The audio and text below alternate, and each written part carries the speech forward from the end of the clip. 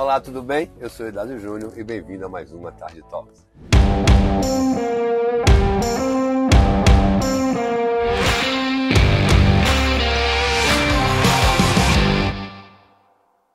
Hoje o papo é criatividade.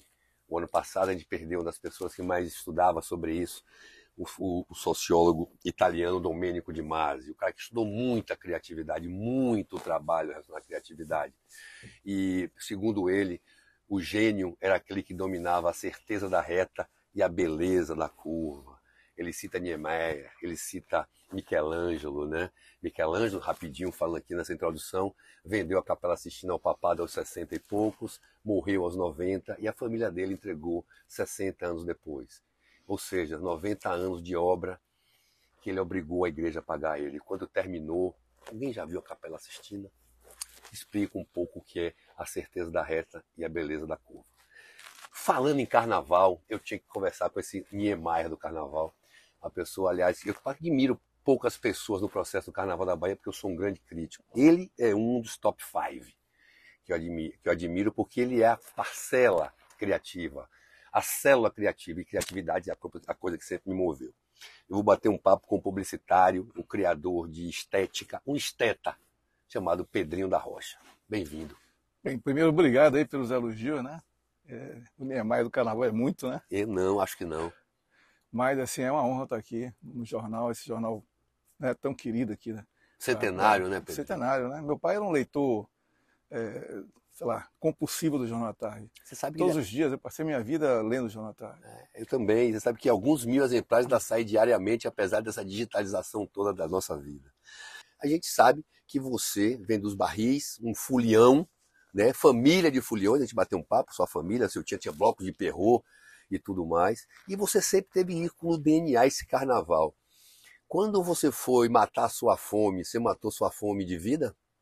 Primeiro fazer uma ressalva, até estava comentando aqui há pouco, Vadinho disse que eu sou o único cara do carnaval que não brinca o carnaval, né? Eu tenho um pouco essa, mas assim, nasci ali nos barris e vivenciei o carnaval passava na porta, né? Literalmente passa na porta ali, naquela época passava. Muito mais que hoje. Muito mais que hoje. E eu tinha uma coisa curiosa, minha mãe, ela sempre fantasiou a gente. Meus irmãos, tudo, e eu ficava pé da vida com aquilo. Então toda foto eu tô com a cara de bunda, zangado, né? E aí eu acho que para me vingar disso eu passei minha vida fazendo fantasia para os outros. Mas assim, meu filho, seu predestinado, Pedrinho, quando você... Mas assim, voltando ao assunto, eu falei de meu pai aqui nesse instante, eu fui trabalhar com ele com 15 anos, parei de estudar aos 15 anos. Fui trabalhar com meu pai tinha uma empresa de fornecer alimentação aí pelo CIA e tal. Ali por volta dos 80 quebrou, então eu já tinha 7, 8 anos de trabalhar com ele. Eu não sabia fazer outra coisa, não sei dentro de uma cozinha. E aí surgiu essa... Queria desenhar, né? Mas eu não gostava. Não é que eu não gostasse, eu não queria viver disso. Mas surgiu essa oportunidade, precisava da grana, e eu fui pintar um trio elétrico. De quem? Do Trás-os-Montes. O famoso Trás-os-Montes. O bloco que surgiu na Cidade Baixa, Toninho Gin. Toninho Gin, né? Toninho Gin, Paulinho Najá, Guigui, Lula, né? Lula, que era o presidente do bloco, 20 anos, né? Esses caras viviam na Associação Atlética da Bahia, e eu era do Júnior, dente de leite, os caras jogavam bola pra cacete, uma onda. Tudo vagabundo. Muita gente da Associação Atlética da Bahia sai do Trás-os-Montes, tá ali. Sim, a bloco saiu dali, né? Então, assim, aí eu fui pintar o trio para eles, e aquele trio foi um trio tão revolucionário que tudo que estava em torno do trio virou referência, né? A banda, né, o que era a banda Scorf, que depois virou Mamãe Sacode, Chiclete com Banana. Macacão. A Mamãe Sacode, porque na época os blocos saíam de sombrinha. Sim. E tem só uma coisa curiosa aqui, que talvez seja várias histórias você vai ouvir aqui, se prepare. Naquele momento ali, os blocos, referência, Jacu, Barão, né? O Apaches, Comanches, tinha um bloco lá os Peninsulares, que era da Ribeira, todos saíam de sombrinha. Você fala internacionais, Coruja? Sim, saíam com sombrinha, né? Não tinha na hora de Mamãe Sacode, e saíam com orquestra. Sim. Ninguém saiu com trio elétrico. Por que o Trás-os-Montes saiu com trio elétrico? Porque era um bloco de garotos. Aí os caras começaram o bloco com 16 anos, 15. E quando eles fizeram sucesso, eles não tinham organização para montar você organizar uma orquestra, precisava de ensaiar, tudo mais. O que eles faziam? Eles contratavam um trio qualquer, contratavam um trio do Tapajós, ali, número 3, né? Sei lá, do trio que o Orlando vendia para eles. E não tinha como mandar fazer a sombrinha, que a sombrinha também tinha que ter o tecido estampado para fazer. Pegava uma Sacode. Então, era o bloco eles assim, Chapéu armaram e o bloco, macacão. em cima da hora. Teve um ano que eles compraram o macacão da Limpurbe, porque não tinham programado, saiu de azul escuro e tal. Só que eles apareceu uma banda lá querendo tocar. Na época não tinha banda em cima de trio, né? Era muito raro, o trio era só três instrumentos de corda. E os caras queriam, Sem vocal, inspirados ali pelos Nove Baianos, né? Que já tinha uma experiência com um músico em cima, ou um cantor em cima, o próprio Armandinho do Dormar também, a banda deles, né? Já tinha aquelas experiências. E aí os caras foram tocar lá. Só que a percussão ainda era embaixo. Não tinha a banda inteira em cima. Percussão na lateral. Vadinho falou isso aqui, a gente e eles fizeram uma revolução. Por que veio essa revolução? Porque quando a banda Scorpions tocou a primeira vez ali, a banda não, Bel, né? Vamos botar assim, Bel e mais os guitarristas, o resto tudo embaixo. Vadinho era guitarrista, né? O Rei que era guitarrista. Não, o Rei eu acho que tocou embaixo na percussão. Mas Vadinho era guitarrista. Vadinho acho que foi guitarrista. O primeiro foi. Aí eles tocaram ali e tal. Quando chegou no outro ano, que Lula, que era o presidente do bloco, foi contratar, foi conversar com o seu Orlando Tapajós, o seu Orlando fez assim, não, aquela banda desafinou muito, não quero não. Eu só vai se for com minha banda. Aí isso determinou que Lula disse, não, então eu vou construir um trio. Lula fazia engenharia, se juntou ali com o Wilson, sim, né? Que eu acho que trabalhava na loja de som no Campo Grande, até o Tron. Até o Tron, José até o Tron, amigo de meu pai, me cita o Golivar América. Pronto. Tá vivo até o Tron não existe. A partir dessa iniciativa corajosa de Lula, que é importante também, um menino de 20 anos, vou construir um trio, né? E aí eu me lembro que teve uma situação engraçada, que eles foram construir, inclusive, no galpão de Orlando. E foi o primeiro trio quadrado. Isso a história, porque às vezes as pessoas, não foi o primeiro a fazer isso. O primeiro trio quadrado foram eles. Caetanada era de outro. Porque tinha que ser caixa de som, não podia ser qualquer formato, tinha que ser, né, tudo alinhado. Então foi o primeiro trio quadrado da história, né? Na verdade, quadrado não era um retângulo, né? E aí, seu Armar, que conhecia Lula, acho que lá do Belvedere, fez, meu filho, né, viu ele menino ali, tá, o pessoal do Nós Baianos tentou aqui, mas queimou o amplificador, Aí Lula falou, eu sou engenheiro, eu vou fazer para não queimar. E aí Lula realmente preparou o trio de uma forma que botou o ar quente sair por baixo, todo de tela, né? Botou ar-condicionado, ventoinha atrás dos amplificadores, que eram PM 5000, né, na época. E aí foi uma revolução, a tal ponto que as pessoas imaginavam que era som de fita, né? Então tudo aquilo que aconteceu ali, para mim, deu start ao que veio depois. Obviamente, se você pegar a história do carnaval dos anos 70, você tem uma história maravilhosa da banda Armandinho do Dormar, né? Advento da Voz de Moraes. Nove Baiano e Moraes Moreira. Do ponto de vista musical e cultural, indiscutível. Eles foram influenciadores do que veio depois. Mas, assim, do ponto de vista tecnológico, da viabilidade e do que veio para cima, esses caras fizeram uma mudança radical e que depois foi acompanhada aí por vários outros blocos. Esse foi o primeiro trio que você pintou? Né? Esse foi o primeiro trio que você pintou? Foi o primeiro trio que eu pintei. E daí? Como é que começaram? Aí fez o primeiro sucesso, Traz os Montes começa a ir para a avenida, começa a crescer o Scorpions. Como é que você começa a ser o Darling? Porque eu brincava, né? Eu sacaneava essa Bahia Fogo. O Pedrinho da Rocha faz tudo sozinho, porra. Você sabe que eu sou um cara. Por exemplo, você sabe que eu fui um crítico 4 horas do e eu tinha que criticar. Moleque, aí fazendo aquelas coisas. Eu disse, só ele que faz, outros publicitários não fazem. Não tem problema nenhum, rapaz. O cara que já trabalhou com som. Mas como é que você. Não, em som é meu caso de amor e ódio, né? Que a gente brigou, depois eu trabalhei, eu mando o trabalho, o cara fala, você faz coisa melhor, tá uma merda isso aí. Eu ouço a vida toda isso, não tem problema nenhum, cara. É trabalhar com o Índice, um beijo, Índice. Não é só ele, não, todo mundo, viu? Tá a galera toda aí. E agora é um avô. Mete bronca. É um avô aí babando o netinho aí de Vitor, né? Com Léo se formando médico, um beijo, Whindersson. E como é que você virou Darling? Você primeiro eu achava porque veio Durval, porque você é responsável por tudo de Durval. Não sei se você lembra que eu criei eu acho que você que aprovou, eu criei naquelas épocas, eu criei o Caverlino, que era o Durval das Cavernas, mas você é o responsável pelo Asa de Águia. Amar, você tá ali, Asa de Águia. Cheiro de Amor é você. Pinel é você. Beijo é você. Beijo, acho que foi o bloco que eu mais fui absoluto. Beijo, você tá ali, Misael Tavares colado, né? Você tem os labels. Como é que você virou Darling? Rapaz, primeiro eu não queria Tira a continuar no carnaval. competência, tira a competência. Eu não queria continuar no carnaval. Para mim aquilo era uma coisa provisória. Só que foi acontecendo. Eu tentei outras coisas, tentei ser comerciante, ter lanchonete, ter tudo, e não ia dando certo. O cara Você não chegava, vai, volte pra cá, não, volte pra cá, é. não, volte pra cá, não, volte pra cá. Deu só mandando Cheguei a você fazer. Ó, última vez que você volta pra cá, não volta. Já com 20 e poucos anos, fiz supletivo, fui fazer Química Industrial na Federal. Puta, que você nunca quis ser essa porra, então. Entendeu? E Biologia na Católica. Ah, que eu disse, não, eu quero ser um pesquisador, alguma coisa assim. E nunca o cara do carnaval. Ah, já sabe? descobri. Eu nunca me Você era maluco. Pronto. Acho que é Maluco? por aí. E aí cheguei a pintar 6, 7 trios num ano. E aí era uma louca. Eu comecei muito com o trio, decorando o trio. Então, assim, eu pintava trio em Cajazeiro, que é o Chiclete, o Cheiro lá na Ribeira, o Pinel lá na Estrada do Coco, aí tinha atrás ali do Cabe, tinha o Beijo, o Crocodilo lá em Pirajá, em Castrão. Eu passava a madrugada rodando Salvador. Tinha mais umas 2, 3 vezes, riscava. Uma coisa louca, eram 3 meses fazendo isso.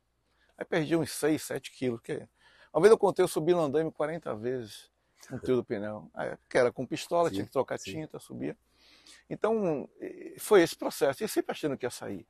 Só que aí, em um dado momento, eu comecei a trazer esse trabalho para a publicidade. Isso que eu ia perguntar, quando a técnica publicitária entra na parada? Porque até então você era um artista, um desenhista, que está botando sua arte ali. Era um porque os decorador, brothers, né? era um decorador. Pintor de trio, né? Você era um pintor de trio.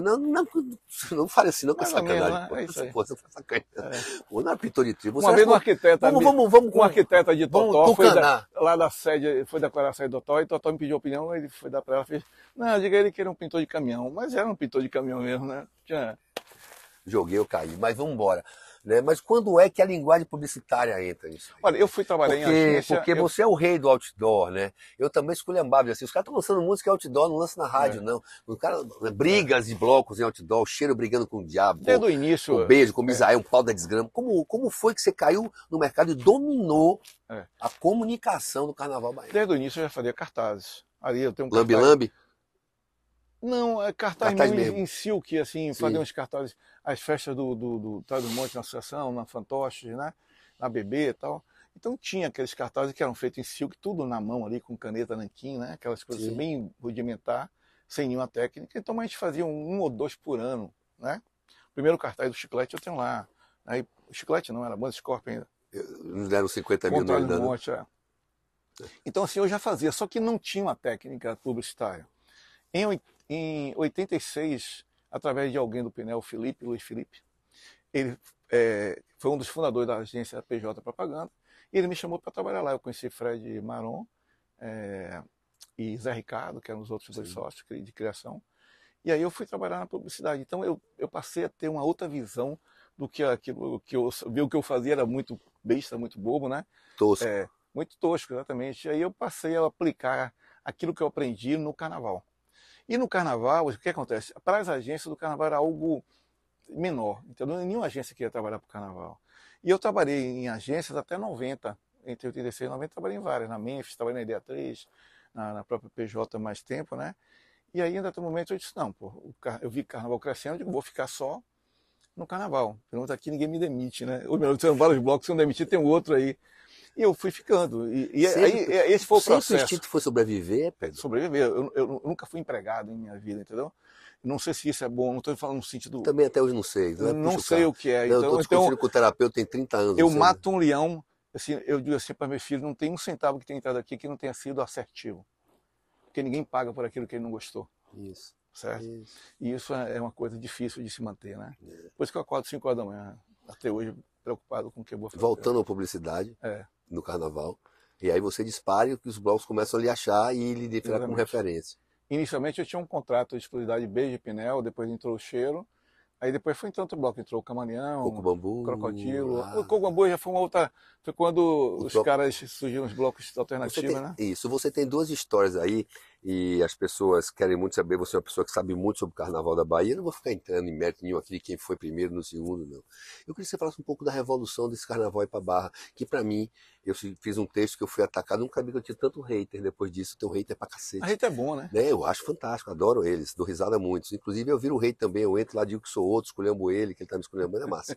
Tem É um uma hate diversão. faker. De vez em quando eu crio umas tretas na internet. Eu faço de vez em quando eu crio umas tretas na internet. Eu falo assim, me disseram Caetano Veloso de Recife, e largo lá no Twitter. O meu tio que mora em Iambu pediu, aí largo. O nego sai de quando o fala, pô, tá maluco, eu gosto de criar umas tretas. Mas enfim, essa coisa das histórias do carnaval. Quando é que você... O que é que você... Dessa mudança desse carnaval? Porque tem um carnaval que eu acho AP e DP, antes da praça e depois da praça. Que é quando ele começa o crescimento, o boom. Me fale um pouco desse boom do carnaval, na sua visão, na época, com esse estouro de mercado. Você era o olho do furacão nisso aí, cara. Você estava no olho do furacão que você tinha que criar para tanta venda, que culmina na descida para Barra. Como é esse momento? Fala um pouco desse fato histórico, porque as pessoas não só percebem disso. Olha, se houve algum... A Cher não é hit musical, não vou tomar as palavras dele, que eu penso como ele. A Cher é uma cultura que envolve uma série de coisas. E a gente está falando sobre isso aqui, não só de música, nem só de arte. Como é que você vê? Como foi? Você sabia que ia estourar? Você sentiu que ia dar essa porra? Não, ninguém tinha essa bola de cristal, né? Mas eu costumo dizer que a gente subestima a geração que fez do carnaval dos anos 80. Né? Porque, assim, foram empreendedores. Não vieram de advogados, médicos? Não estou falando nem dos artistas, eram garotos que inventaram um modo de comercialização através dos comissários, delegados que chamaram, de vender. Eles criaram redes sociais antes da internet, né? Nos colégios, nas faculdades. Os caras iam para uma festa com 14, 15 mil vendidos, sem nada divulgado publicamente, sem rádio, sem televisão, nem outdoor fez depois. Os caras faziam isso de mão em mão. Então isso é fantástico. Assim, eu acho que foram subestimados, né? Porque se isso tivesse sido no Rio, a Globo estaria, né, botando lá no céu. E isso que eles inventaram, porque não foi exportado só a música, foi exportado um modelo. Um modelo de negócio. Certo? E esse modelo invadiu o Brasil e, né, chutou a porta aí do sul, das grandes emissoras de tudo, porque tem uma história de que a primeira micareta de Brasília foi Durval e... Mandei. Sérgio foi com Durval e Daniela. E aí eu vi a entrevista de Durval na rádio, muito bacana, assim, aquele jeito dele, né? O cara fez assim, meio snob, né? Como é que você vai divulgar sua música aqui? Como é que vão conhecer sua música aqui? Ele começando, ele fez, não, aqui eu trago meu radião. Se não tocar na rádio, eu toco no meu radião. Ele, que radião? O trio elétrico, porra. Então, e aí vem para aquela história que é o trio. O trio elétrico foi o grande catalisador desse processo todo. Sem o trio elétrico não existiria isso. Né? E sem o trio elétrico e sem esse empreendedorismo não existiria isso. Por que eu estou comentando isso? Eu adoro os artistas, tenho um amigo artista, mas às vezes eu acho que até para o poder público é parecendo que foram os artistas que fizeram o Carnaval Baiano. Não foi. O Carnaval Baiano, os artistas são subproduto de um Carnaval Baiano. Os blocos Graças a Deus eu hoje tenho alguém que pode entender o que eu penso. Os blocos são subprodutos do Folião Baiano. Eu vou mais longe aqui. Eu adorava Moraes Moreira. Para mim foi um dos caras... Mas Moraes Moreira, ele bebeu da nossa fonte como Folião. O tempo inteiro. Porque assim, qualquer que seja o Folião, todos, né? Mas assim, aquela alegria, né? Então eu acho que todo mundo que fez música ali desde os anos 70, né, Valtinho Queiroz, eles beberam dessa fonte daquela festa que a gente fazia, que nossos antepassados faziam. As letras são todas baseadas no que está ali, desde Caetano Veloso, ó, que veio na praça, no meio do povo, botaram encharcada de cerveja até o pé. Pronto. A boca lambuzada, Nádia Cara, Jacu, espero que esse ano... A Praça Castro Alves. A Praça Castro Alves. Quem viveu a Praça Castro Alves nos anos 70 sabe o que eu estou falando, assim, nada. Até aquela roqueira americana na Joplin, né? Joplin teve aqui, cara. Veio pra cá, certo? Então, assim, eu me lembro que eu tinha ali uns 16 anos, saindo ali, num bloquinho ali, daqueles pequenos, que era um batucada e tal, ali pela Praça da Sé, eu devia ter, sei lá, 17 anos, 16, daqui a pouco tô com uma gringa, uma inglesa de uns 22 anos, porque o Salvador era o centro do mundo em termos de folia, sabe? Eu acho. E não tinha trio elétrico, isso é importante. Não é que não tinha vírgula, não, o trio elétrico era de 50. mas o trio elétrico não era protagonista. Não é protagonista. Não era protagonista. Eu É uma acho, coisa sabe, importante isso, dizer assim, que uma vez eu ouvi um comentarista, já nos anos 80, final dos anos 80, disse, a parte Castro Alves não tem um trio elétrico. Não existia trio elétrico na parte Castro Alves. Passava um ou outro ali, eventualmente, às vezes até atrapalhava, porque cada aí é pra barraca, Nelson Cadena. cada barraca tinha um sambão.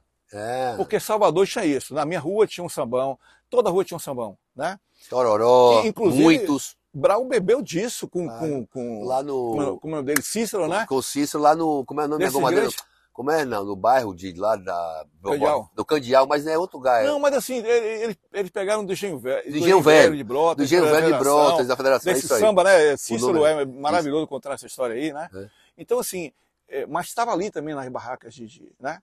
E eu tinha um pessoal que eu conhecia que tinha um sambão, todos os dois não estão mais aqui, já foram embora, e eles estavam fazendo um sambão ali em frente ao Querosene Guarani, hoje na Glória Rocha, e aí eles ouviram uma voz, né, grave, assim que eles estavam Como cantando. começou o encontro de Eles trio estavam aí? cantando Sonho Meu, na barraca. Aí daqui a pouco uma voz grave passando assim, deu Dona um Ivone sorriso. Lara. Não, Betânia. Betânia com o Sonho Meu? Quando a Renata Sorrá tá. passou, cantou Sonho Meu, deu uma corda e foi embora. Os caras ovularam aquele processo, né? César e Ronaldo. Então, assim, eu acho que isso era a essência do carnaval baiano. Não estou dizendo que não é bom, não. Eu estou comentando só o porquê, como é que chegou aqui. Agora, Então, isso foi transferido para cima do trio. por que, assim, na sua opinião, essas pessoas que transformaram tudo não têm esse merecimento? Por que o trio elétrico ficou, não tem a importância? Você concorda comigo que não é dado? Ele ficou como se fosse mais uma ferramenta do carnaval? Eu acho que isso que você falou, o trio, né? Eu vi o trio lá Independente em da Itália. importância do camaleão, nada, não estou falando isso. Tinha que ter também, Lógico. mas poderia... Enfim, é o fim do circuito, na minha opinião, enfim. O trio elétrico é uma plataforma fantástica, entendeu? Maravilhosa. E acho que ela é utilizada hoje em vários segmentos, não só no axé, né? Para política, para religião, para outros ritmos. Né? O pessoal como é que chama? Do sertanejo. O sertanejo usa a estrutura que o axé criou. Né? Eu faço uma corrida, e faço um passeio ciclista aqui no Grupo Atalho, que tem trio elétrico puxando. Duval conta que antes do axé, o sertanejo era só música de corno. Depois do axé ele passou a ser uma música para frente, né? Que mudou. Trio elétrico. Então, assim, eu acho que foi feita uma revolução e acho que os artistas deviam fazer um reconhecimento a esse passado, primeiro de outros artistas. Eles não chegando aqui à toa, tá? Isso. Eu não vejo isso acontecer. Não vejo isso acontecer. Não vejo um cara, não vou citar nenhum nome, um cara ou uma cara atual subir e dizer assim, pô, Valtinho Queiroz, né? Sei lá, Luiz Muritiba, certo? O próprio Jerônimo. Sim, né? Jerônimo. São pessoas, o Jerônimo, para mim, é um dos maiores compositores que eu conheço carnaval baiano. Já é carnaval, para mim, devia ser a abertura do carnaval, aquela música é maravilhosa, né?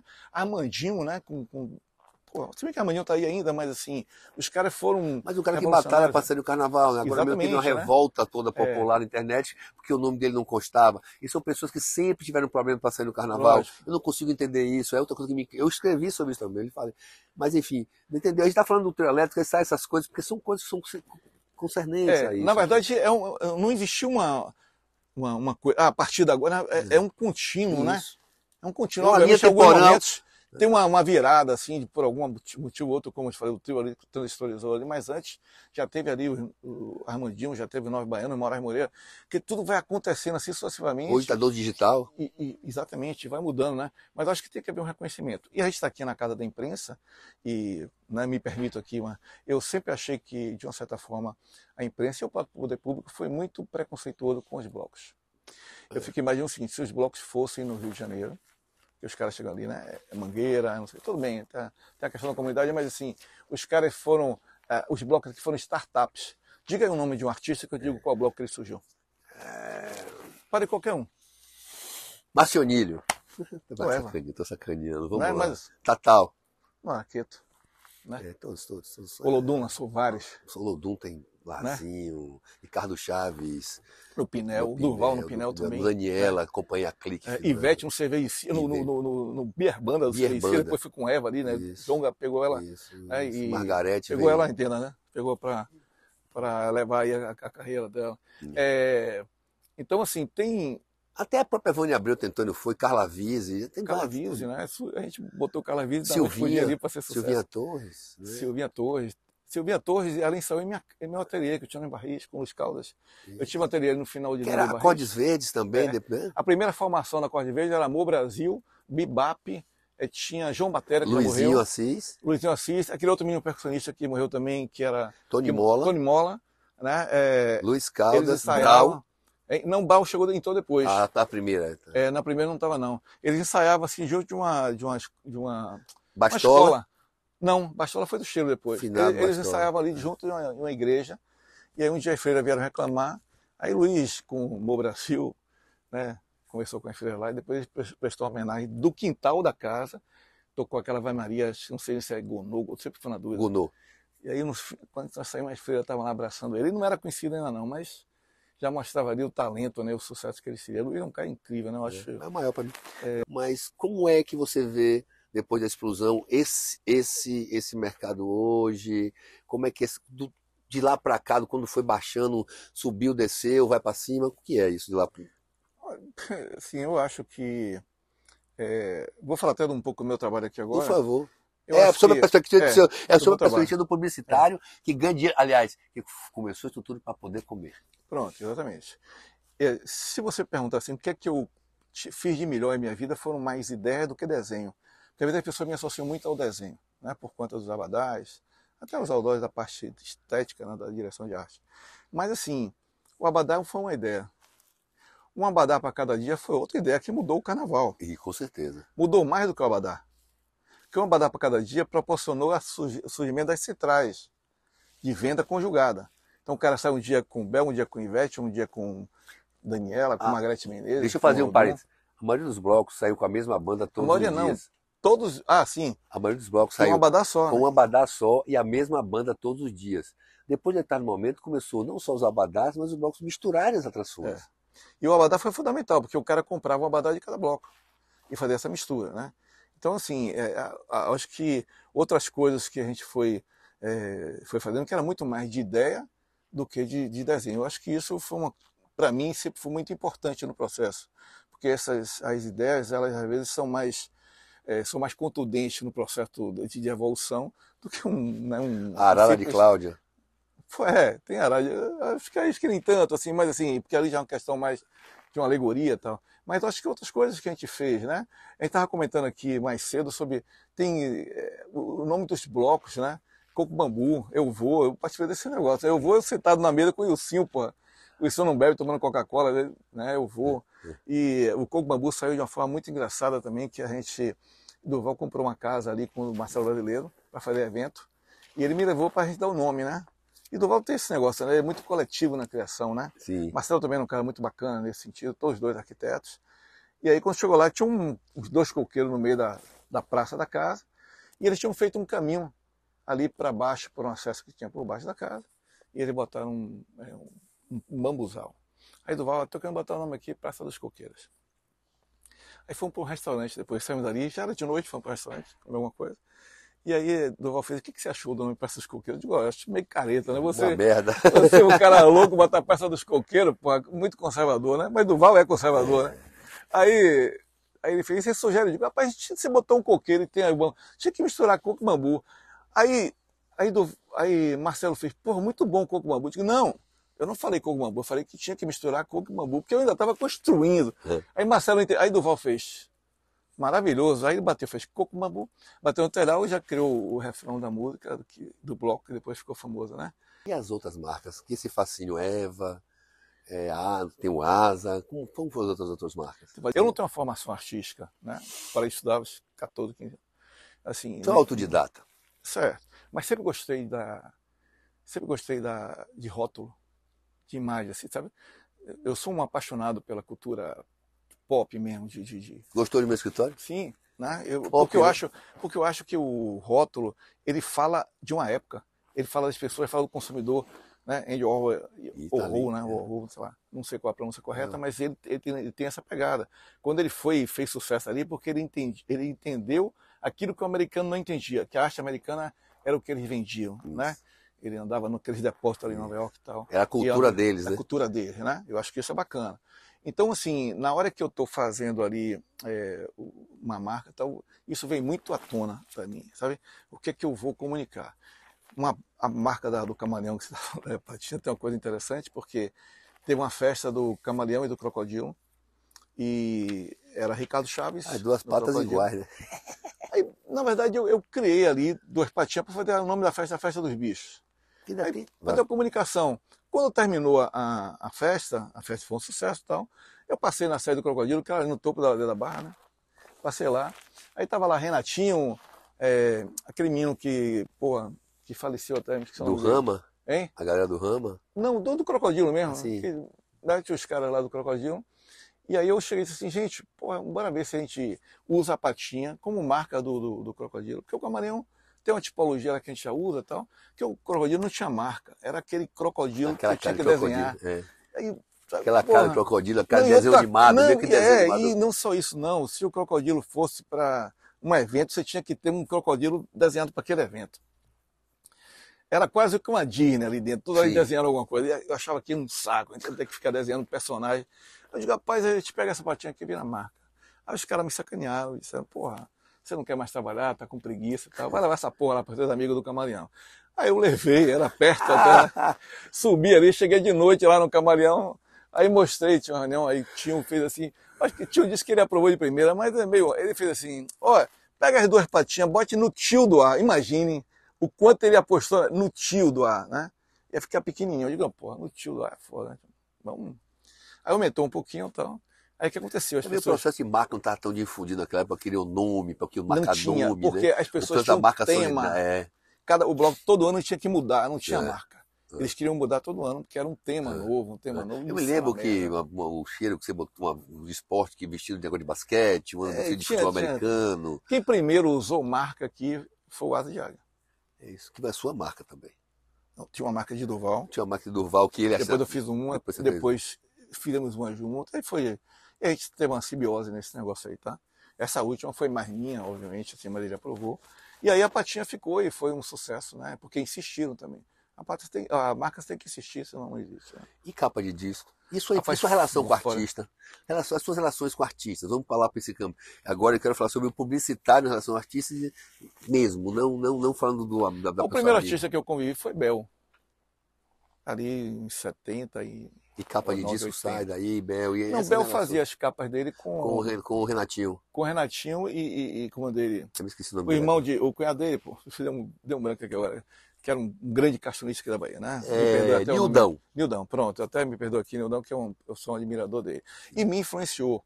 Porque o que acontecia? A capa do disco dele, eu pegava a capa que Nildão e Renatinho faziam e decorava o trio do Chiclete com os elementos da capa, entendeu? Eu aprendi muito a ilustrar, que Nildão era um ilustrador de Moncher. Tem livros usando a ilustração dele, reproduzindo, sabe? Me influenciou muito. Bel Borba também me influenciou por causa do aerógrafo, que ele usava aerógrafo na época. João Silva como diretor de arte, né? Um cara que também me influenciou. Então, tive muitas capas? Essas influências. Fiz muitas capas, principalmente na época do Beijo, do Asa, eu fiz quase todas. É do Cheiro, tem a capa do Cheiro que eu acho maravilhosa, que é uma que tem um teclado com a pimenta em cima. Sim. É uma fotografia, né? Mas foi uma capa assim, icônica, né? Do início do axé. E então, assim, com os artistas, a relação, por que pareça, nunca foi tão próxima, tirando Durval, né? Eu acho que Carla Vitor também, eu tive uma proximidade com ela bacana. Em alguns momentos, assim, um outro artista, né? Claudinha Leite. Mas assim, sempre me dei bem, né? Fiz muita fantasia com o briefing de Daniela, né? Que né, sempre um briefing complexo, né? Complexo. Mais complexo que o briefing, eu entrevistei mais complexo que o briefing dela é o tema do ano do Olodum. Esse é impressionante. A influência de Ramsés II, junto de Tutancâmon, após ver Osíris no matrimônio com Íris na Baixa Mesopotâmia. É João Jorge que manda o sistema assim de Olodum. Eu falo, esse ano qual vai ser? Porque o tema do Olodum é por aí, né? Mas vamos lá no período publicitário. Quando é que você, ou que todo mundo descobriu que o outdoor era mais veículo de comunicação do que rede, do que televisão, do que rádio, contudo? Porque outdoor, simplesmente, inclusive, acho que o entretenimento é um dos responsáveis, logicamente, a topografia da cidade, mas o outdoor, ele simplesmente reina há anos e anos em cidade que já agitaram. Eu já escrevi contra o excesso, porque eu acho que tudo que é demais é sobra, e os caras se irritavam comigo, né, por causa da sustentabilidade e tudo mais. Não sou contra, mas acho que uma importância tão grande que ele superou o rádio e televisão como veículo preferencial do pessoal do axé. Isso é uma coisa muito clara. E foi usado até como arma para combater a TV e o rádio como mass media. Eu acho, entre aspas, quando eu falo assim, ó, eu vou Pelo menos botar... eu nunca tive esse projeto, Não, nem eu falo nunca assim, vi ninguém com esse projeto especificamente. não, Assim. quando eu falo assim, não de combater, tipo assim, combater o seguinte, não vou usar sua mídia cara, eu vou para outdoor. Sua mídia, e o outdoor cresceu enquanto conceito de mass media, que não é mass media, concorda? É uma mídia de impacto. É uma mídia de impacto. Mas Você precisa de um complemento para poder... exato. Enfim. E aí É. virou um veículo de comunicação, guerras se travaram. Você brigou contra você mesmo, porque você fazia beijo e o cheiro, você que metia a porra em você mesmo? Seu teu amigo Bonetti dizia que eu cuspia de um lado e devolvia o tapa do outro. Né? E começa a história. Pra você, tipo assim, você fazia xixi com a fonte nova, jogava o saquinho e embaixo para receber o saquinho em cima? Mais ou menos isso. Como né? é que funcionava Teve isso? uma vez que teve uma briga entre o beijo e o cheiro, né? Misael E o som. E som. E aí a briga porque o beijo estava voltando depois de um período ausente e Som queria que o beijo ficasse lá atrás, né? Para correr. Então havia ainda um processo no meio do caminho, tal, ainda não estava definido a fila. Aí Som pediu para fazer um outdoor com um beijo no final. Eu disse, rapaz, não vou fazer isso. Não, se você não pedir, não fizer, eu faço com alguém. Aí eu fiz. Botei o outdoor, botou o outdoor na rua. Aí saiu o outdoor. 2 segundos depois, Misael me telefone liga. Precisa resolver aqui. Aí fui, eles estavam ali no Oceania não, Barra Vento, ali com a trupe de Misael da época, né, que andava com 15 pessoas. E aí eu sempre fui um atrapalhado. Eu sou, como é dele, aquele escritor pô, que morreu recentemente, o João Baldo. João Baldo falou que ele era um cretino topográfico. Eu me perco até dentro de restaurante, foi pro banheiro. Aí eu me atrapalhei, fui por trás. Aí quando eu voltei, os caras estavam falando meio que assim, pô, Pedro é um amigo de sono, vai te ajudar, não vai fazer porra nenhuma. Eles iam pra rua para raspar o outdoor. Estavam combinando como é que... Imagina os caras rasparem o outdoor. A gente trabalha com outdoor, sabe o que é raspar o outdoor? É uma loucura. Rapaz, pega uma lata de tinta preta e cobre, né? Porra. Você mesmo falou, passa a porra aí pra mim desse jeito. Me bateu um burro na cara. Aí o Sono depois, pô, bicho, você devia ter dito alguma coisa que demorasse mais. Mas tem uma história que eu acho incrível também, que foi até com o Cheiro e o Eva, né? Falando aqui, na época tinha uma concorrência muito grande, sim, né? E acho que uma agência criou uma campanha pro Eva que era assim, os outros, muito boa por sinal, a ideia, né? Os outros passam, o Eva desfila. Aí eu passei, era um dia de sábado, eu liguei para o Whindersson, digo, Whindersson, os caras botaram o outdoor aqui, arrasando aqui com todo mundo, né? E aí o São gostava de briga, nossa, não teve jeito. Ele não, já pensa numa solução. Aí nós, como era um outdoor duplo, geralmente estavam fazendo parte de um conjunto de triplos. Aí nós compramos o triplo.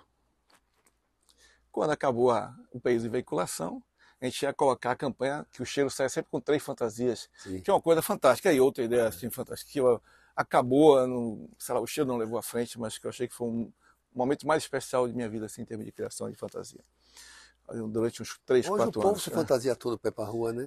Mas aquilo foi muito bacana, sim, né? Mas seria porque... Que você individualizava, claro, criava um tema. Não, sem sombra de dúvida. Aí a gente criei os outdoors de fantasia, porque a gente ia ter que colocar em algum momento. Mas antes de a gente colocar os 3, a gente criou só um terceiro. Eu fotografei o outdoor, peguei a mesma tipologia, a mesma proporção, tudo. Então ficou, os outros passam, o Eva desfila e o Cheiro arrasa. Aí colamos só o terceiro, entendeu? A gente não estava cometendo nenhum crime, a gente simplesmente colocou o terceiro ali. Aí foi capa do Jornal Tarde, que, no outro dia. E lançava música em outdoor, Pedrinho?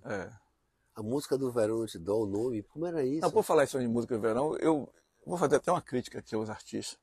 Não é só uma música, vai ser a música do verão, eu acho de um mau gosto, assim. Música do carnaval, a música do verão. Isso acontece depois, é o povo que elege. Isso. Se você chegar a botar um outdoor assim, eu já trabalhei com, já fiz alguma coisa semelhante aí que me pediram, mas assim, eu acho particularmente aqui, fazendo um comentário aqui aos parceiros, aos artistas, né? Não façam isso, que é uma forçação de barra feia, né?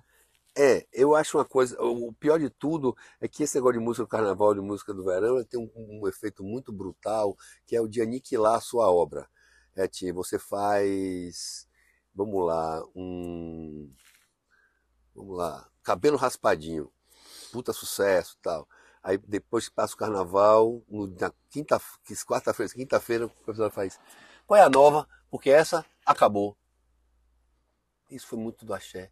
o axé queria, de certo, presta atenção nisso que eu estou te falando. Uma fábrica, né? É como se você fosse tratando a criatividade como algo fabril, Taylor. Tratando a criatividade como algo industrial, que fosse produzido aos borbotões, e assim, e desprezando. Isso é da cultura pop, né, de uma forma geral, Não, né? sim, mas assim, a gente não via essa necessidade, essa busca pelos empresários como fosse um fator preponderante ao sucesso, que todo ano se tivesse uma música fantástica, estupenda. Eu acho que o movimento também passou por um processo muito complexo com as gravadoras.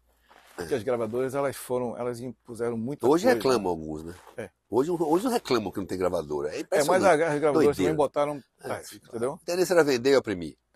Eu me lembro que uma vez eu estava não sei se foi na Poligram, eu estava com o Totó do Cheiro, e a gente queria fazer uma coisa mais bacana na capa do Totó. O Cheiro estava vendendo 1,5 milhão de discos, né?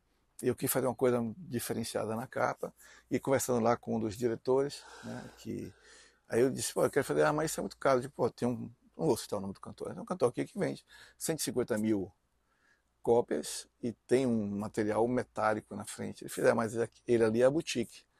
Você aqui é o popularzão, entendeu? Então eu tenho que se enquadrar aqui no orçamento.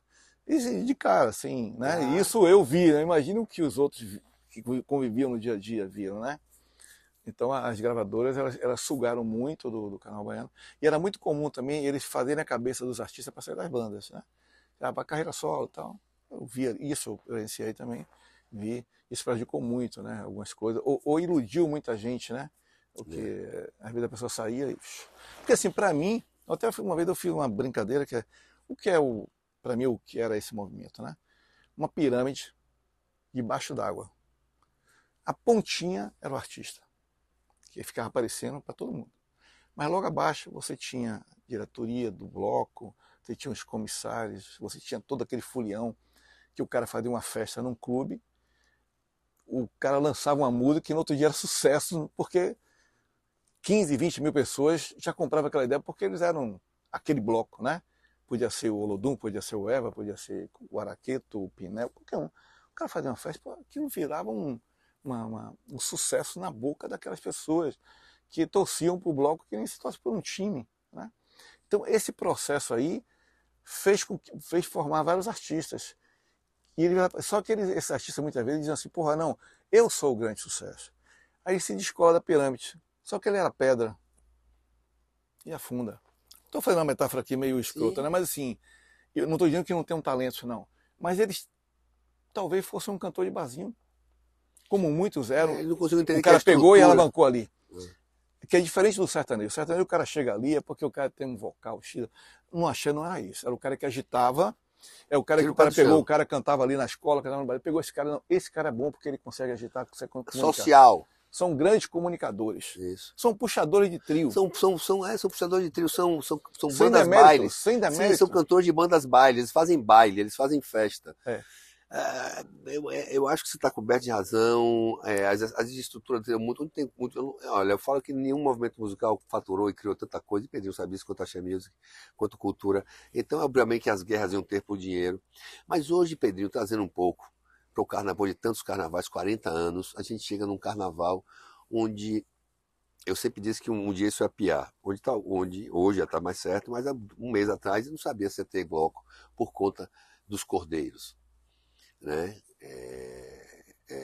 Como é que você enxerga hoje essa história de bloco de carnaval? Como é que você vê esse carnaval contemporâneo do século XXI, onde os camarotes estão com reconhecimento facial, onde o poder público é dono de um camarote, o poder público é dono de um carnaval, é quase isso, ia ter o camarote dela, mas é dono do carnaval engessado, não muito criativo, onde um poder público diz, você vai para aquele lugar, eu deixo você entrar por uma catraca, você bebe a cerveja que eu quero, você vai ouvir a banda que eu quero que você ouça, no circuito tal, no horário tal, e horário tal acaba. Como é que você fez esse carnaval hoje? Logicamente que eu estou falando, botando de lado as modernidades e o necessário e pertinente ao contemporâneo. Mas como é que você vê ele ainda... Porque a criatividade hoje voltou na mão do povo.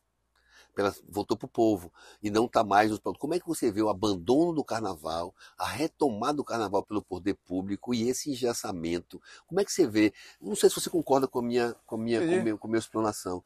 Você entende como é que esse carnaval hoje todo engessado, todo engessado, né? Com a barra que fica vilipendiada durante 60 dias. Como é que Olha, você entende esse carnaval hoje? Como é que ele vai acontecer? Porque com afunilamento no quesito atrações, eu acho o porque estão seguinte, ó, ficando velho. E primeiro mesmo porque assim, vendendo feito o diabo. toda vez, mais ou menos, né? Quando eu falo vendendo, Alguns, né? Muitos alguns. poucos. Eu acho assim, primeiro toda vez que a gente Não é faz porque esse não tipo de tem para quem comentário, vender, né? primeiro que toda vez que a gente tem esse tipo de comentário, pode soar saudosista, Não, nostálgico.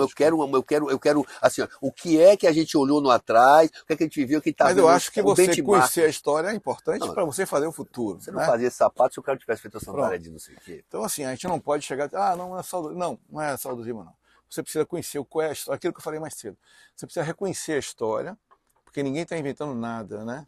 Até quando eu inventei uma badal, eu fiz, na verdade, uma adaptação do que as pessoas já faziam na rua, né? Quem determina a fantasia é a mulher. Você botar a mortalha, ela encurtava. Se você botar o abadá, ela encurta mais ainda, né?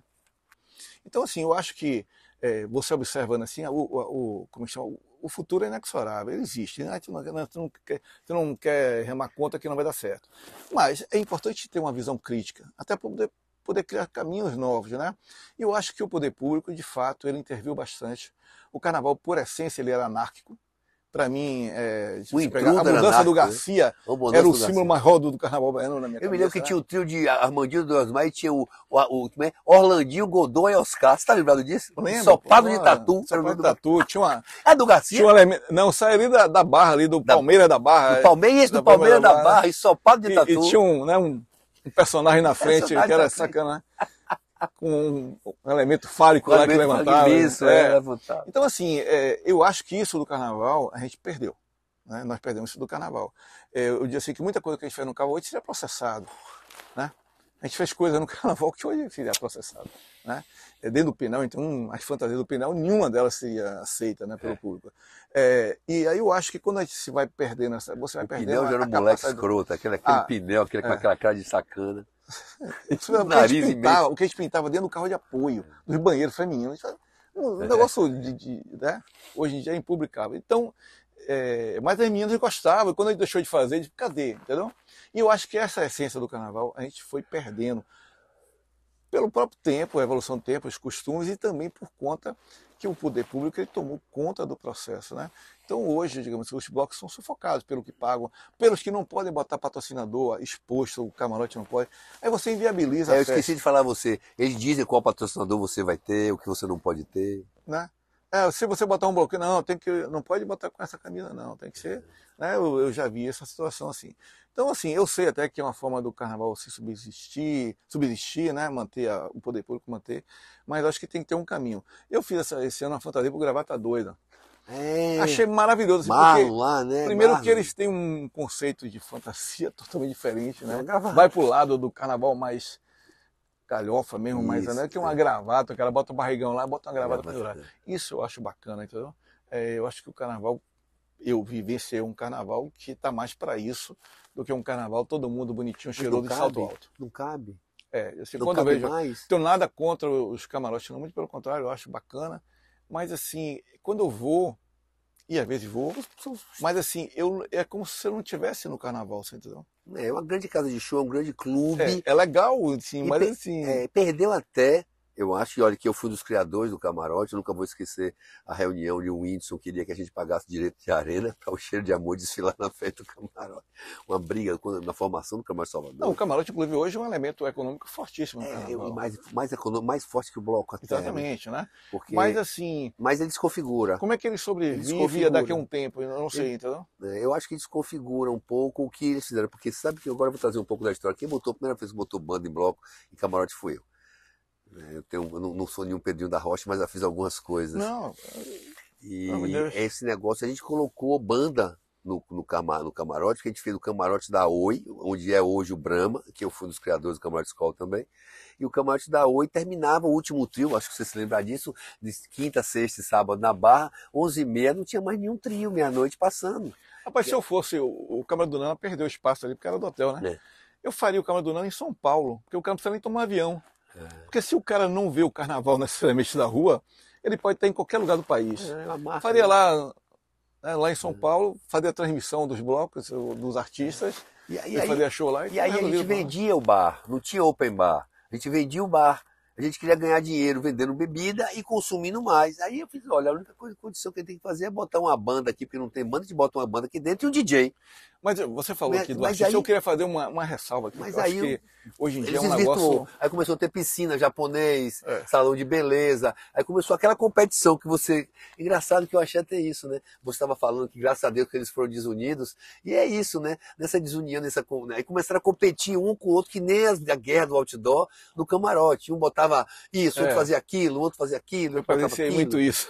Então você sabe muito bem o que eu estou falando. Mas enfim, o que eu penso é que tem que tentar se reestruturar, Pedrinho, e aí botar um desafio, uma provocação sua. Eu escrevi um projeto chamado Festival de Música Baiana para Dançar na Rua, né? O que quer que seja isso, onde a gente possa fazer um grande festival de música com pessoas julgando e aos 20 primeiros ganhadores dar um trio elétrico, 2 dias na avenida sem cordas, para ver se a gente desova essa estupidez de criatividade que está pulsando nos guetos, e você sabe que está.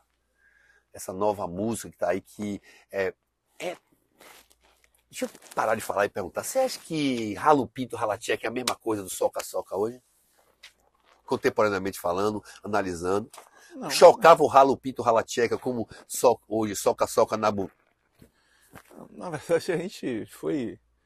Evoluindo a sacanagem? Assim, eu acho que sacanagem sempre houve. No carnaval, sempre houve, né? Depois eu lembro, né?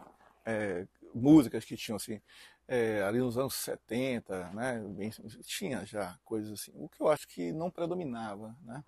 Não predominava. Você tinha também outras coisas. O que eu acho que hoje predomina só o lado mais vulgar. E um vulgar sem criatividade. Porque assim, se você pegar Ele Tá de Olho na Boutique dela, é criativo. O que eu vejo hoje é que a vulgaridade não é criativa. Certo? Fica um vulgar pelo vulgar. Simplesmente. Rasteiro. Assim, não tem criatividade. Profundamente rasteiro. Porque tinha coisa, você pegar até música de São João, né? Aquela da Minha Pipa Quer Voar. Você tinha coisas bacanas na composição. Duplo sentido. Hoje não tinha. Um sentido só. É um sentido só e acabou. Mas isso é reflexo, e eu digo, não é nem reflexo da educação, porque se você pegar os grandes compositores do samba da Bahia, muitas vezes eram analfabetos, e os caras tinham uma poesia maravilhosa, né? Assim, impressionante. Eu acho que não tem nem a ver com... Tem a ver mesmo com o processo cultural que a gente do momento que a gente está vivendo. Momento, não é nem com a educação. Voltando. Só queria fazer uma ressalva aqui, falou de artista, que é uma homenagem que a gente tem que fazer sempre atualmente, a esse cara chamado Bel Marx. Sim. Porque assim, eu sempre digo assim, porque tem gente que ama e tem gente, óbvio, que vai ter ressalva, né? Mas o cara, bicho, com a idade que Bel tem, eu vi Bel ali, Bel acho que é mais velho do que eu 5 anos. Bel tem 7,2, faz 7,2 esse ano. Não, eu tenho 66, ele é mais velho do que eu 6 anos, né? Ele faz 7,2. Conheci Bel ali, eu tinha 22 anos, ele tinha 27, foi isso, 28, por aí. Então, assim, é impressionante. O cara leva tanto tempo no Brasil, em termos de música. Né? No ritmo que toca. E aí, só fazendo uma ressalva que tem a ver também com um pouco com o Durval, no auge do axé, os caras faziam show. A banda Beijo, Banda Mel, Cheiro, Olodum, Araquém, todo mundo fazia show. E do Bel e Durval, os dois tinham menos pegada de show. Eles eram puxadores de trio, literalmente. E o que eles fizeram? Como eles não eram contratados, porque eles não tinham talvez os predicados, entre aspas, né? Que essas outras bandas tinham de mais de grupo dançante, né? Criaram seus blocos lá fora. Então você teve Durval com Coco Bambu no Brasil inteiro. A Trivela ele criou labels, né? E Bel com Nana Banana. Então eles foram para um caminho que eles disseram assim, porra, eu não sou esses caras.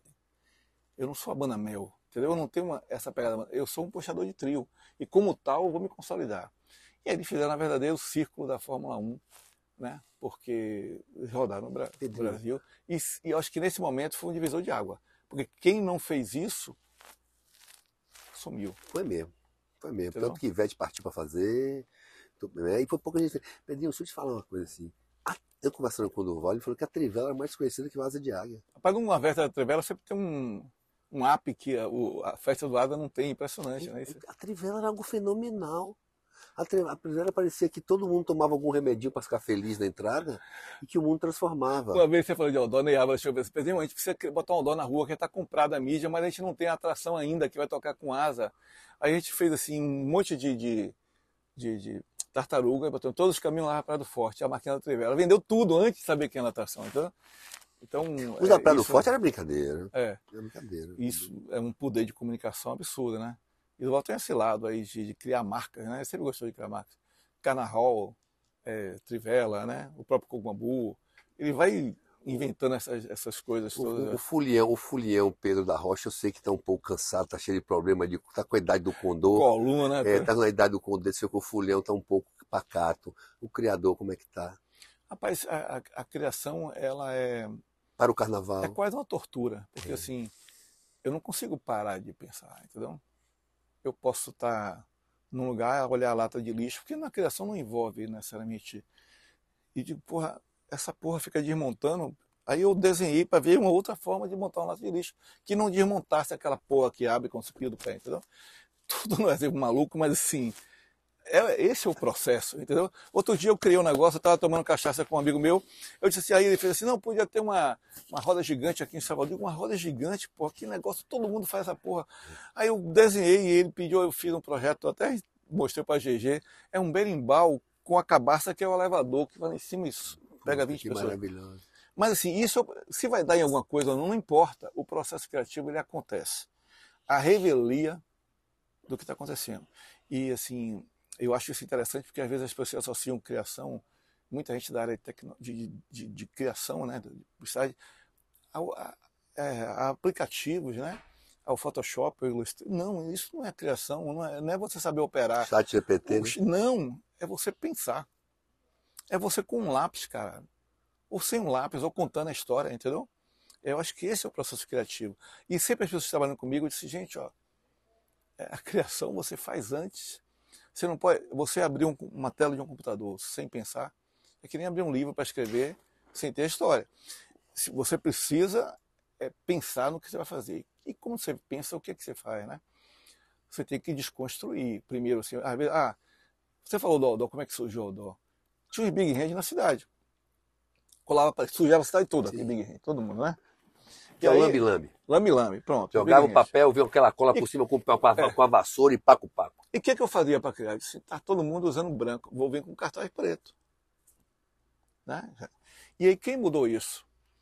O Pinel, na época que contratou Netinho, foi ali nos anos 90, tal, tinha um diretor do Pinel, um presidente Júlio Mota, que é engenheiro ambientalista e tal, ele achava absurdo os Big Hands.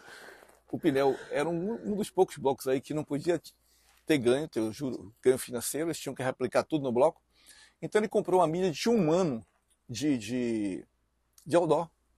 A gente não tinha nem ideia para fazer outdoor, porque toda semana tinha, ou quinzena na época, tinha outdoor. Então eles fizeram ali uma compra dessa, porque ele achava um absurdo botar. Aí o que aconteceu? Como rolava muito dinheiro no carnaval na época, os outros blocos ficaram filmados e também passaram todos a fazer outdoor. Então eu tenho certeza assim, não é que não faziam antes, mas não tinham o hábito de aquilo ser uma regra. A partir desse momento do Pinel, aí eu me lembro que o Cheiro também, o Som também comprou, né? Tinha esse lado dele também de ser empreendedor e vaidoso. E foi um cara fantástico nesse processo todo, né? Que ele, Totó, Manuel também, os caras foram empreendedores muito, né? Eu vou contar, eu tenho que contar. Eu basicamente acabei todas as bandas de axé nos meus 14 anos da Transamérica, porque os artistas me contavam. Né? Eu era assim, um radialista que tinha mais peito para falar, porque não era destemido, ou talvez pela pouca idade, pouca experiência, ou pelo o berço familiar, ou pelo estofo familiar que me permitia ser um jovem presunçoso, prepotente, até muitas vezes arrogante na minha juventude. Então as bandas chegavam, um belo dia eu encontro a Aline Rosa e ela fala, vou sair do Cheiro. Não aguento mais o Whindersson. Eu falei, você está falando isso por quê? O que é que eu falo nela? Faça o que você quiser. Dei o pau. Quero de amor, bebê, e a Maristela Mila que vai tocar, porque eu sabia que era Maristela Mila. Maristela Mila fala até hoje, você me deu no cheiro, você me tirou do cheiro. E aí o Whindersson liga, entendeu? O Whindersson falou pra tirar o programa do rapaz, ele demitir pra fazer, eu fiz nada. Eu vou dizer a ele quem foi que me deu a notícia. Aí quem me deu a notícia não foi sua cantora. Rapaz, o Whindersson subiu nas tamancas, rapaz, bateu o telefone em minha cara. E que meu advogado, não sei o que. Eu falei assim, aí começou a briga no Twitter. Eu falei, meu advogado é melhor que o seu. Vou falar em cantora do cheiro. Laurinha, né, passou por um momento delicado. Delicado, mas graças a Deus você recuperou, tá recuperado. Então, mandar um abraço para ela aí, porque Grande é uma pessoa Laurinha. Especial, né? Isso. E o cheiro, na verdade, tem um time, né? Já aí de ex-cantoras, né? Muito Laurinha, grande, Márcia né? Laurinha, Freire, Márcia Freire. Calavize, Parece o segundo mais... Aline agora, né? A Irma Vina Calmon também, Virna né? Calmon, parece que ela tá saindo também notícia. Tá saindo, eu soube que tava saindo aí, né? Depois do Mas carnaval. Pedrinho, para encerrar esse papo, como é que a gente... A gente só não falou da minha criação aqui, mas isso é bom, né? Porque eu não sei falar. Até porque, assim, eu às vezes chegava nessa época, eu chegava em novembro, outubro, eu cheguei a trabalhar para 20 entidades entre blocos camarote. E às vezes cada bloco com 3 fantasias, você imagina quantas eu tinha que criar. Às vezes eu chegava em setembro, outubro e dizia, será que eu chego vivo no carnaval? Será que eu consigo ultrapassar esse ano? Porque assim, eu não consigo saber o que eu ia fazer. Tinha que sair. Né? Mas a criatividade termina, ela acontece também por a força piscina de você ter que produzir tem alguma hora que você coisa. tem que empurrar. Tem que sair. Mas assim, tem coisas que eu olho, às vezes assim, eu vejo arquivos meus, chega a me dar uma dor, assim, porque eu lembrei que aquilo foi sacrificante, né? Bem, a exposição, botando a exposição. Não, vamos lá. Como é o seu olhar sobre o carnaval? Bem, o nome é Olhar o Carnaval, porque não é uma exposição necessariamente de meus trabalhos somente. Tem até umas fantasias lá. Como é o ar livre, não tem como a gente botar muita coisa. É seu acervo? Eu botei ali 20 fantasias, eu tenho 1000 em casa. Mais ou menos assim, estou aqui... Você botou 20? Porque assim, eu precisava de Você não foi manequins. modesto, não? Não, precisava de manequins. Ah, tá. E aí o vento aí teve que travar tudo no chão para não poder voar. Tá uma área É no Forte São Marcelo? Não, Forte São Diogo. Forte São Diogo, desculpa, na Barra. É. Na Porra da Barra. Aí o que eu fiz para poder compensar? Eu criei, foram 7 painéis ilustrados, que eu te mostrei até um. Sim. Né? Desde a década de 50, 60, 70, 80, 90 e parei em 2000, exatamente pelo que você falou, que de 2000 para cá não mudou muito. Não. Então, assim, você tem 50, a invenção do trio, eu recompus uma imagem, que é uma imagem que o Sr. Osmar me contou de que o trio, quando ele inventou ali, o trio não era branco de bolinhas coloridas, tá? A Manil também me disse isso. Era um trio, era uma fubica, né? Qualquer. Aquelas cores marrom da época dos carros. E quando chegou na pedágio, teve um problema no carro e ele questionou o motorista porque o carro não estava parado, se teve um problema. O motorista fez, mas, Sr. Osmar, é o povo que está empurrando. Aí eu reconstruí a Praça da Pedágio dos anos Farra 50. do carnaval, né? Dos anos 50, peguei as fantasias de alguns blocos dos anos 50, como Filhos do Congo, não sei o que, reconstruí e fiz ali eles no... Porque assim, Arte digital? Eu fiz no Recriação, computador, boa, no maravilha. Photoshop. Então eu fiz uma imagem que, para até uma homenagem só, mas representar uma narrativa, uma história que ele falou para mim, que não existe um registro de imagem disso. Então eu quis dar esse presente aí para a história do carnaval, certo? Aí fiz isso. Aí quando chegou, aí nos anos 60, eu já coloquei um trecho do relógio de São Pedro ali, e o que predominava muito, que eu vivenciei isso, né, que eram os perrôs. E as caretas? Os caretas, perdão, falei perrô, perdão, tira o perrô. Os caretas. Você tinha 10 anos. Os caretas você tinha nos anos 70. Os caretas 60, 70. Não, eu falei 50, a 60 eu botei o relógio de São Pedro com os caretas, que era muito forte, cara. Eu tenho inclusive foto do menino ali em 67, eu também tenho foto com careta. De careta. Aquela esponja. Aquele negócio que a gente saía ali com pijama, aquelas maluquices. Quando chegou nos anos 70, aí eu boto o Tapajós na Praça Castro Alves, que é também um ícone, né? Sim. Nos anos 80, eu peguei uma ilustração de Mariana Vilas Boas, uma menina que trabalhou comigo, talentosíssima, né? Muito talentosa, um abraço também para Mariana. Eu peguei essa ilustração que ela fez lá uma vez para um trabalho meu, eu botei lá, que é uma barca com vários artistas. E quando tem artistas até de 2000, ela pegou todo mundo, mas assim, tem um simbolismo ali, porque eu acho que os anos 80 foi justamente quando deu esse start para todos esses artistas. Né? 84, 85. Os anos 80. Aí tem lá vários, tem artistas, tem até gente dos anos 90, 2000, mas está ali valendo como um simbolismo do que foi os anos 80. Né? E aí, em 90, tem o Olodum, que para mim, apesar que ele não surgiu no 90, mas 90 foi o ano para mim que o Olodum, né, predominou com o samba reggae. E 2000 é o trio, é um trio até que foi do Chiclete, aquele... O Rex? O Rex na Barra, que junta digamos assim, o limite do trio em termos de tecnologia construído na Bahia, que hoje não são mais construídos na Bahia, né?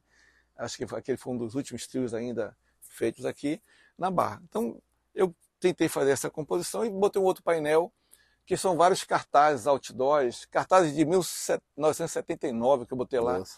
Como tem recentes, né, campanha do Camaleão, de todo mundo que eu fiz aí, Durval, Cheiro, enfim, tudo que na minha vida eu fiz, né. E o Sarapa? O Sarapa surgiu ali em 87, eu chamava os caras para quem eu trabalhava, que eram 3 só na época, Cheiro, Pinel e Beijo, e eles não se conheciam muito, eu levei lá para casa e eu fazia uma muqueca de arraia. Aí um dia tinha uma arraia mijona. Você começou cozinhando com seu pai? Tinha uma arraia mijona. Então você é bom cozinheiro? Pô. Não, que nada, é só invento, assim. Aí eu falei para meu pai, ele tem um sarapatel aqui, e trouxe no segundo ano, não foi mais da muqueca, foi o sarapatel, e o pessoal gostou muito, aí virou uma tradição. Eu fiz ali durante uns 10 anos. Né? Quando eu me separei no primeiro casamento, eu fazia isso numa casa que meu pai tinha lá em Lauro de Freitas, um terreno, assim, um sítio, né? Aí eu parei de fazer. Aí, de 8 anos para cá, eu voltei a fazer. Só que em vez de fazer depois do carnaval, porque eu fazia. No último que eu fiz, deu 100 pessoas. Então, já era. Teve gente que fez contrato lá dentro, voltou a falar, se conheceu lá, porque era um network, né, com a galera toda. Claro. Aí, de 8 anos para cá, eu passei a fazer antes do carnaval. Né? E hoje criou-se uma confraria. Então, essas pessoas que fizeram aquilo, porque eu fiz um ano porque a prefeitura me fez uma homenagem por conta de 40 anos de carnaval, não sei o que tal, e me deu uma verba para botar um bloco na rua de batucada, imagina. Uma verba, né? Sim, claro. Contratou um batuqueiro lá, eu digo, porra, aí tem que fazer uma concentração. Aí Alex Amaral me cedeu o espaço dele ali no mirante que ele tinha ali, né? Aí fiz o sarapatel ali para depois, um cara de coroa já, correndo o risco de depois do sol, né? Deu um infarto ali. E cumprimos o bloco de batucada. Quando chegou no outro ano, os caras vão fazer de novo. Eu digo, não. Tinha uma verba ali, bicho. O Shopping Salvador ajudou também, então na época. Eu digo, não, tem uma verba, não tem mais. Aí os caras, não, então a gente vai se cotizar. Aí criou-se uma confraria. Então o Sarapa é uma confraria. Que maravilha. Então a gente sai praticamente com a festa. Não é vendida porque ela não é comercializada, sim, entendeu? Mas assim, financeiramente resolvida, porque cada um pega uma quantidade e distribui com os amigos, ou repassa, não sei como é que cada um faz, é um problema de cada um. Mas tem gente de todo espectro que trabalhou comigo no carnaval, entendeu? E obviamente são pessoas que aí hoje viram uma referência, porque é uma festa que vai ali de 40 anos a 65, 70 anos. Né? Você não encontra nada disso, né? Hoje em dia é muito bacana. Meu irmão, muito obrigado. Obrigado a você, parabéns pelo conjunto da obra. Pedrinho da Rocha, a gente bateu um papo hoje com um cara que é responsável, sim, pela criação de quase todo esse universo conhecido como Axé Music, um universo fantástico, maravilhoso, deslumbrante, e que hoje precisa ser urgentemente cultuado de outro tipo, na minha opinião, de outra maneira de opinião, de uma maneira onde se possa homenagear e dar relevância que vários movimentos musicais que já tiveram no Brasil, como a própria MPB, como a Bossa Nova, acho que o Axé Music. Tropicalismo também. Tropicalismo, tá nisso aí. Pedrinho, obrigado. Obrigado a você. A casa é sua. Obrigado a todos vocês daqui da produção. Isso. Esse foi mais uma Tarde Talks. Tamo junto. Então, viva.